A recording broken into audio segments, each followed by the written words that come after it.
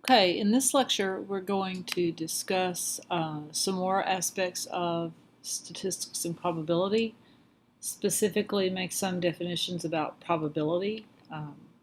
People either seem to get probability easy or it always comes difficult. I was never one of those people that naturally understood probability. I always had to rely on the equations, definitions, and math. Some people, it's very intuitive. This is not a large portion of the course, but it is important to make these definitions now so that when we talk about things like probability density functions, you will have seen the basic definitions of probability and sample space, etc. So I apologize a little bit for the quality of the slides. These come from your textbook publisher, using them so that the notation is the same as what you have in your textbook, but overall the quality of the slides is rather poor for what he provides for this chapter. So unfortunately, a lot of this particular lecture, I'll just be kind of reading what he has in the textbook for definitions. So we've talked before about how we conduct some experiment or some measurement. We're doing that in a lab, maybe we're doing it in a factory, maybe we're doing it on the computer with some simulation. Maybe it's an interview. The fact is, in the real world, there's always some randomness involved and chance effects involved with real world data and real world measurements. So once again, we're talking about extrapolating data from a particular set of samples to a general population. So we want to now apply that when we think about probability. So randomness basically is a chance effect, and a trial is a single performance of an experiment. The result of that trial is an outcome or a sample point, and n trials give you a sample of size n that would consist of n sample points. Now the sample space S in an experiment is the set of all possible outcomes. So for example, if you have a die and you're rolling it, you have 6 possible outcomes, the numerical values 1 through 6. So that would be your sample space. And here are some examples. Obviously, inspecting a light bulb, it's either good or it's bad, so your sample space has 2 possible outcomes. Rolling a die, you have outcomes of 1 through 6. If you measure the tensile strength of a wire, you will have some interval. If you measure the copper content of brass, you might have some interval. Count daily traffic accidents in New York, you would have some interval consisting of integers. Asking for opinions, you might have 3 different possibilities. Subsets of S are called events, and the outcomes are called simple events. So, for example, in number 2, if we had some sample A that consisted of 1, 3, and 5 odd numbers, and B consisting of 2, 4, and 6 even numbers, those would be events. A simple event would be a 1, a 2, a 3, and so on. The basic probability laws to think about when we have a given sample space, we have these events or subsets A, B, and C within the sample space.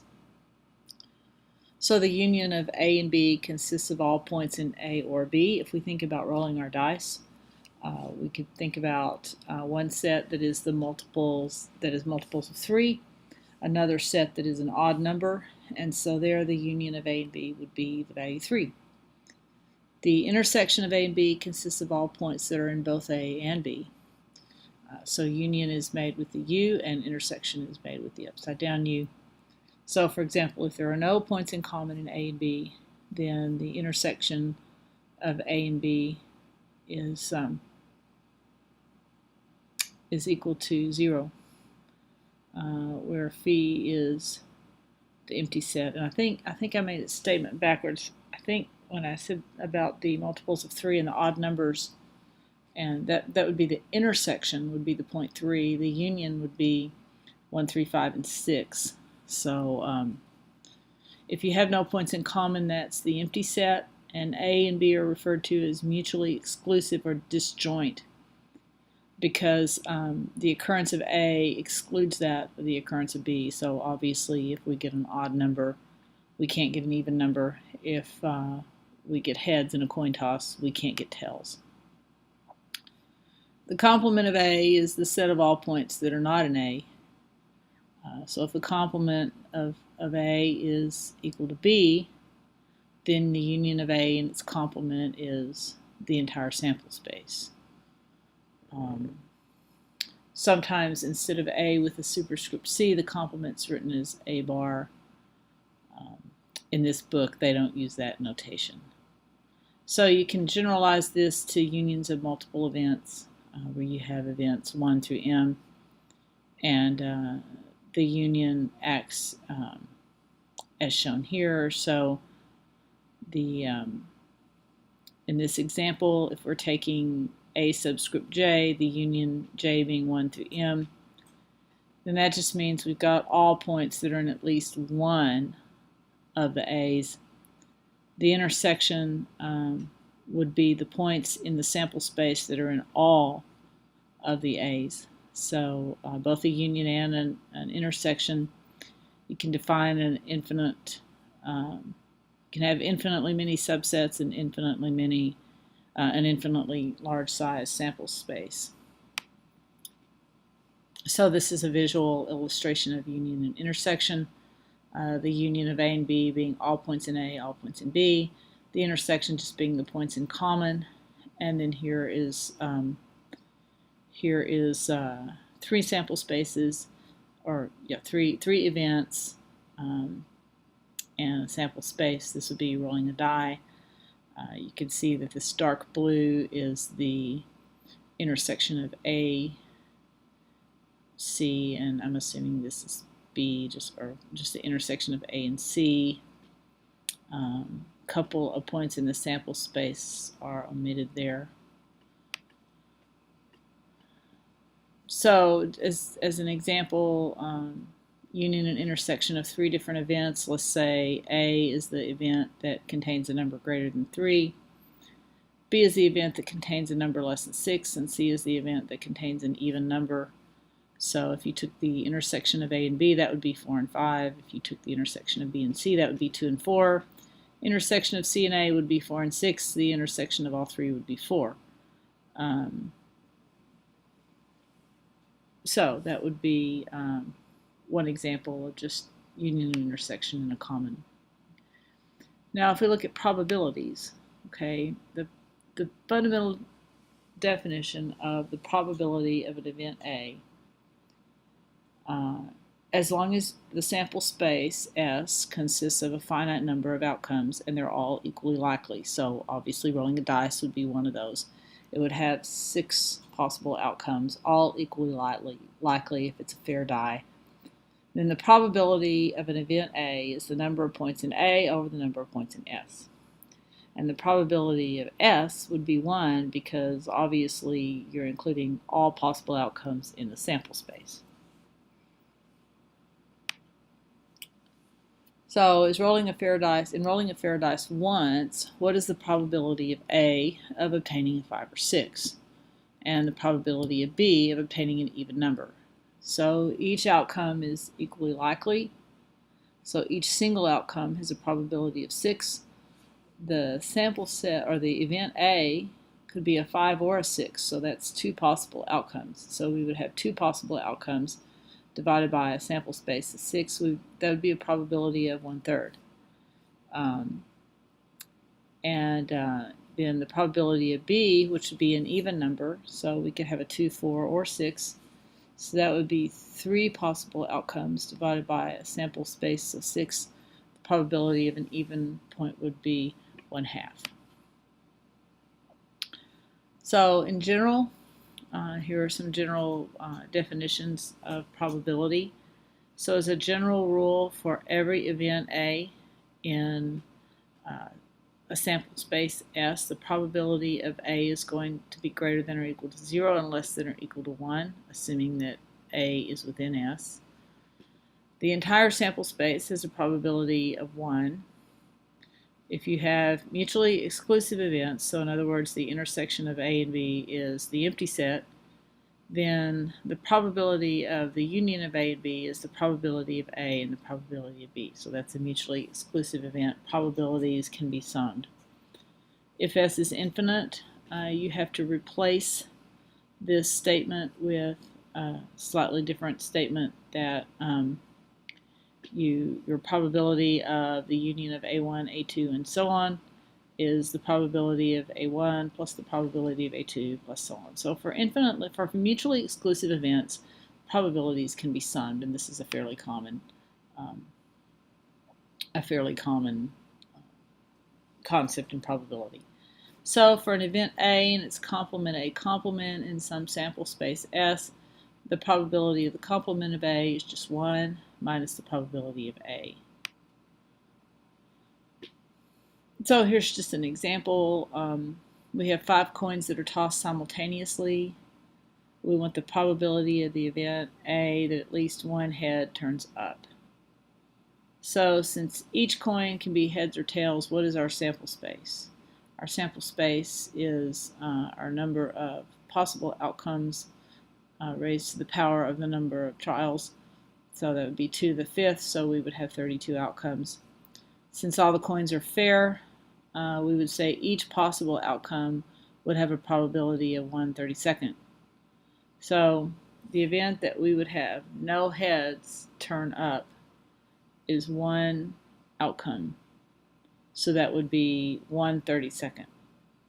So that would be the complement of A. So then the probability that we would have at least 1 head turn up would be 1 minus the complement of A, the probability of the complement of A, which would be 31/32. So sometimes it's easier to find the probability that something will not happen, which is the complement, and then subtract it to 1, especially if you're doing things, subtract it from 1, especially if you're trying to do things kind of from a logical inference point of view. Okay. The addition rule for mutually exclusive events, we've discussed this already, that the probability of the union of various events is the sum of the probabilities of each event. So, mutually exclusive events. If the probability on any workday a garage will get 10 to 20, 21 to 30, 31 to 40, or over 40 cars to service is 0.2.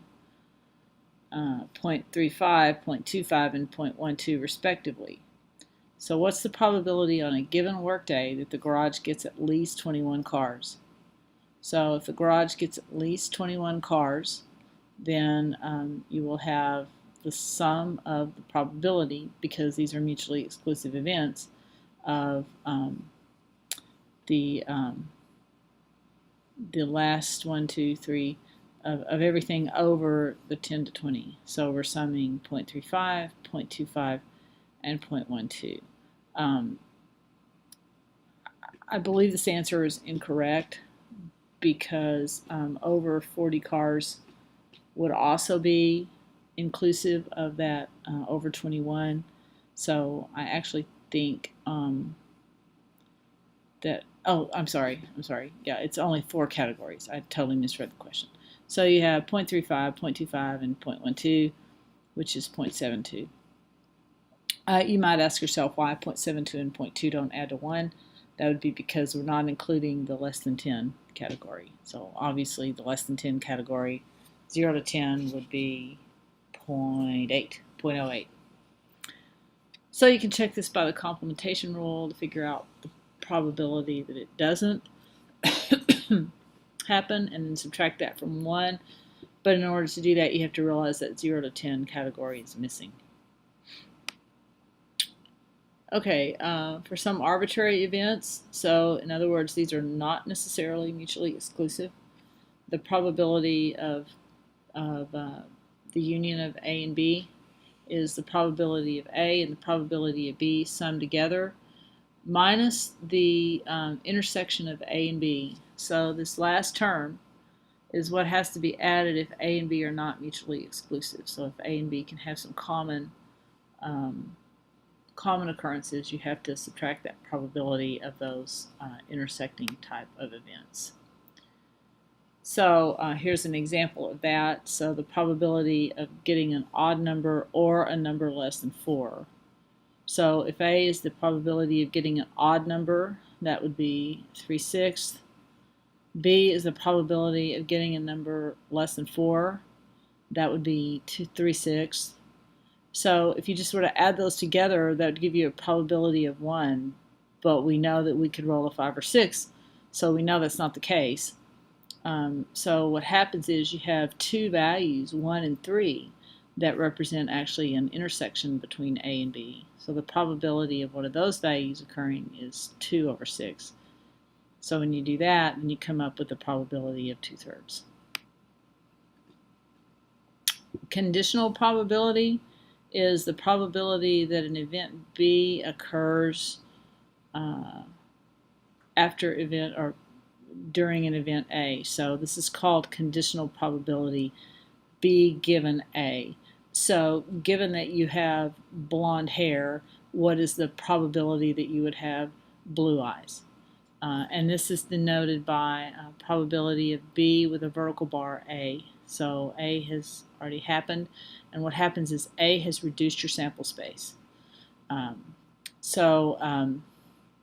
Basically then the probability of B given A is going to be the intersection of the probabilities of A and B, the probability of the intersection A and B divided by the probability of A. So this means the possible times you could get B in the presence of A and then divided by the probability of A.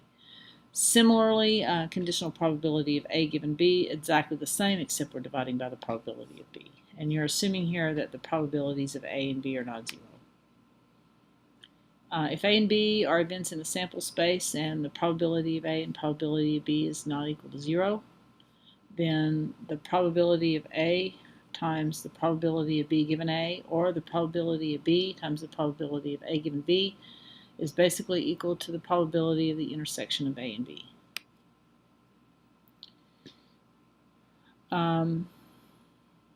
Multiplication rule. So let's say we've got a production line, we're producing screws, and let's let A be the probability that a screw is too slim and B be the probability that a screw is too short.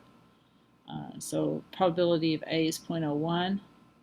We're going to let the conditional probability that a slim screw is also too short be 0.2. What's the probability the screw we pick randomly from the lot will be both too slim and too short? Then what we have to say is we're looking for the case where we already know in the case of something being too slim, something within that set is too short would be 0.2.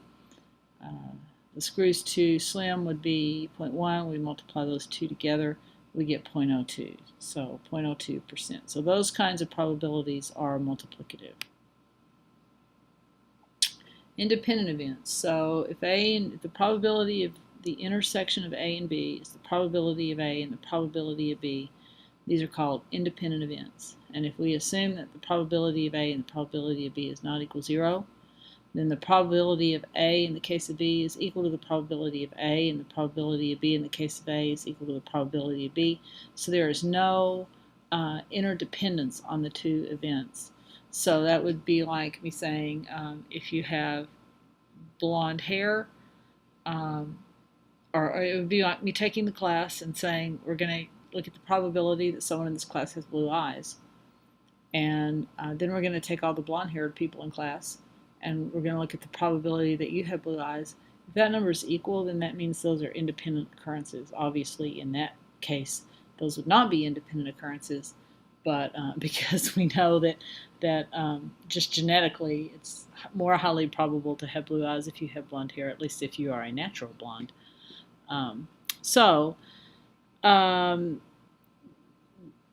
This is kind of where I'm going to stop with talking about kind of probability. You can get much more in depth into probability.